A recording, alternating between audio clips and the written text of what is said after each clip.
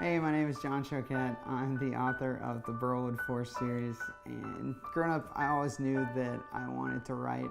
It's just something, I don't know, it was so exciting just the way that you could put words on a page, bring characters to life, and it's always something I was involved with. You know, I was telling stories with stuffed animals, Legos. I had no interest in building things, I just played with the characters. When I was in 5th grade, we read this kind of unknown book at the time called Harry Potter. I think a few more people probably know about it now, but it was just exciting to see Harry. You know, as each book came out, he was the same age as me, and he was doing big things, he was doing exciting things, and for me, someone who loved that story, who loved stories, that was empowering, that was exciting, and I knew that I wanted to be a part of it. That's what I wanted to do, and I knew I could do it because I was seeing it right there. Started writing Burlwood Forest the summer between my junior and senior years at college. Probably like a lot of writers, I thought, hey, I have a great idea, I'm just gonna go out there. It's $1 million idea, gonna make $1 million. And thankfully, it did not turn out that way. When I started, I had no idea where I was going, absolutely no idea.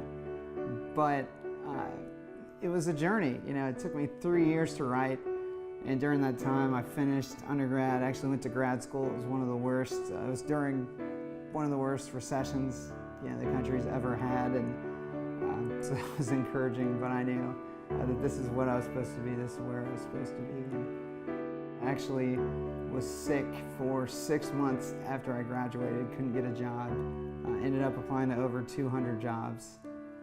And so just thing after thing, setback after setback, and it was all a blessing. It was so tough at the time, but you know, if that had never happened, I would never have had the opportunity to write Burlwood Forest. I don't think it would have happened.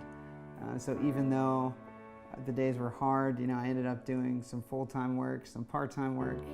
I did some seasonal work, did some contract work. I worked for a few sports teams, worked for the YMCA, did just a number of different things. But the whole time I was working towards Burlwood Forest because that's what I wanted to do. And I knew I could do it. After 3 years, I finished the book, I got it out there, and I thought, okay, the hard part's behind me. Let's see what's next. And as I found out, it's maybe not that easy. I looked for agents for a little bit. I didn't find any traction, and so decided to go the self-publishing route, which has been difficult, but the best thing. It's been so great because I've really learned a lot about publishing through that. I've learned a lot about my audience. I've learned a lot about myself.